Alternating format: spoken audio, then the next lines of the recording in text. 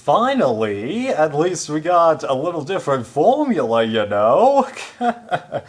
About freaking time. So that was a very good double bill, but unfortunately, this double bill, along with the rest of the season, is kind of blending into one big story, which I'm enjoying more than I did last season because I feel like I can isolate people a lot better, despite the fact that, the Chris vote kind of confused me with Rick's and David's reasoning, but there you go. So, in the first half, it was nice to see David, Kelly Wentworth, War Dog, and Lauren finally win immunity. Like, yeah, those guys really deserve a break. Because they're inferior in challenges, then the fact that they keep losing and getting bad luck of the draw in terms of the beach is just... I really feel for them. Hope that their luck improves somewhat, at least everyone besides War Dog, because as the episode went on, I do get Kelly Wentworth and Lauren's complaints, because he's wrapped up in the strategy element of the game, but he's just too worried about it. It's like, just a lot... He's too much about numbers, or just demonstrating that he's got a somewhat superior mind, and it could drive people crazy in that situation. I've been told that, I talk about things way too much. Not so much now, but when I was younger, I definitely did that, so I can understand the complaint, but I don't think I've been on that end of it. Or maybe I'm just not remembering enough. Let me talk about Joe for a minute, because I haven't discussed him too much. Well, I do like that he's aware of the problems that have followed him in the past, but... Unfortunately, he's in the same situation that he was in Cambodia, where he's just winning everything again and again and again, and in Worlds Apart, his tribe won a decent amount of challenges. Granted, I think it was close to 50-50, because win one, lose two, win 4, then lose 2, so yeah, that's really close, but he could easily be in that same situation again, and because we've gotten extremely little on the Kama tribe itself, I'm starting to have my doubts about him, though Aubrey, that was totally surprising. I was not expecting her to be voted out with the idol in her pocket and that extra advantage. I thought for sure that she would figure it out, but amazingly, she actually fell for it. But while she's pissed about it, she's like, congratulations for duping me. She doesn't say this part. I'm not entirely happy about it, but good job. That's nice, and... But I really hope that this isn't the last that we see of her, because, like, her and Rick, they're the ones that I'm trying to keep my eye on. Reem, Keith, Chris, and, Wendy. Don't really feel that much for them, because of reasons.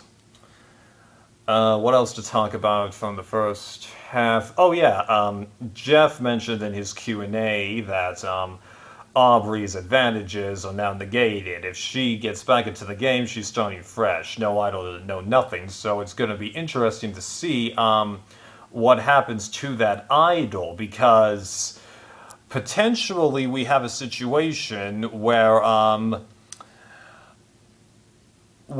idol is reburied is complicated, because you got to remember, Lauren has the Manu idol, and Kelly Wigglesworth has the Lezo idol. I'm sure I'm mispronouncing that. But Aubrey had the Kama idol, but she was on the new Manu tribe. So what are you going to do? Are you going to hide the idol on Manu because that's where the person that had it was voted out? Or are you going to hide it on Kama where it was from to begin with? I don't think we've had this situation before. But if on the off chance they do the merge next episode, which I don't think they're going to, because why would they have a merge at 13 or 12 people when you have 18 people? Like a 10-member jury when there's 18. Now that seems really, really stacking that deck. Because when you have 18 people, you have a 7 or 8-member jury. Although they're not going to do 7-member juries anymore. I'm pretty sure the jury's always going to be even, so that way they can just bring in the third place person to break a tie if that comes to fashion, right? All the talk that's going on the edge of Extinction, it's nice that they're adding a layer to it, but all that's really done to be unequal is someone gets a penalty. And granted, had anyone but Keith, or possibly Wendy if she had been around there, had found that, they would have assigned it to one of those two, because they're the ones that aren't playing fair, but you can only keep a fair dynamic for so long, and Rick, for all we know, when he found that extra vote bit, he made the decision himself. It's possible, just like we didn't see what the guy on the Kama tribe did with that choice between advantages bit, which he never used, or we didn't even see him selected, but 2 of them were worthless because he never went to tribal unless it was third tribal at the merge, but I don't know. Hopefully we can find that out soon.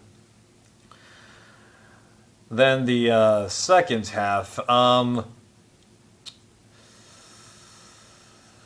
It was somewhat obvious that Kama would win that challenge just because the only person that ever talked about anything on that tribe was Joe, whereas on the second Manu tribe, you had Wendy being on the outs, and then you had Victoria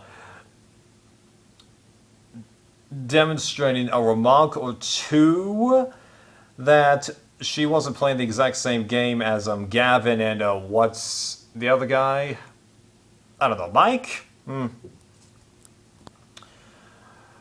So it seemed pretty obvious that it would be the 4 losers, and Manu going to tribal, and I thought for sure that War Dog was going to be in trouble for a while there, and it was especially really interesting how it ended up being David and Kelly Wentworth discussing things for a little bit, but I think Kelly Wentworth's loyalty is still with Lauren, because after she found the idol, they said that they had the idols, but didn't mention it to either of the guys on camera, so I don't think they will. Because if Wentworth had mentioned it to David, they would have shown that, I think.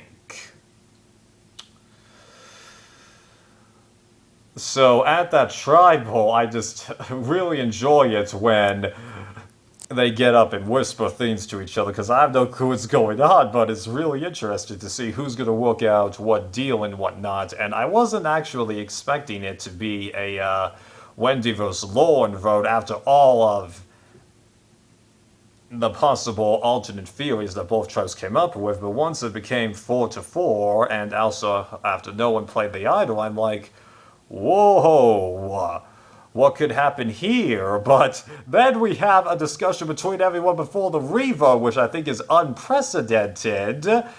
And you had Mike mention, we don't really want to go to rocks for those two, do we? And Walter's like, well, yeah, but we just met. But once Wendy got that second vote on the revote, I'm like, oh, everyone's voted for her at this point, because no one likes her, and there is a little bit of a possibility that the 3 old Kama members are like, you know what? you've been through enough, and technically getting rid of her still helps out our old tribe, because now we don't have a question mark anymore, so... You know what? Let's do it. And no one knows about the Edge of Extinction, so a lot of the old Manu are going to be gone anyway, because at most, I think you can only bring 2 people back, and that would be really extreme. It would probably just be 1 person coming back, but the question is when. So I get that this was a lot of rambling, but I am really enjoying this. It's just not as much fun to talk about it. It's not like last season. I'm enjoying this more than last season because I can gauge a lot of people, but I would like more from the Kama people, because on the off chance that someone from that tribe doesn't win, because traditionally on this show, if one tribe owns challenge after challenge after challenge, none of them win, because that's what happened in Marquesas. No, it almost happened. That's what happened in Philippines. That's what happened in Samoa. And that's pretty much what happened on Pearl Islands and Gaboon, because someone from the dominant tribe did win, but it was the person that got the least amount of camera time on that tribe that made it to the point where things switched. So you see what I mean? Right. But I'm really enjoying this, and even though I am rooting for the 4 underdogs plus Aubrey and Rick, I wouldn't be opposed to seeing someone on the Kama tribe coming out as a dominant force. They just gotta, work for it and have a good edit to back it up. The only person I don't like on this, people that I don't like on this cast are Wendy and Keith, and I get the feeling that we're going to be saying goodbye to them. I hope.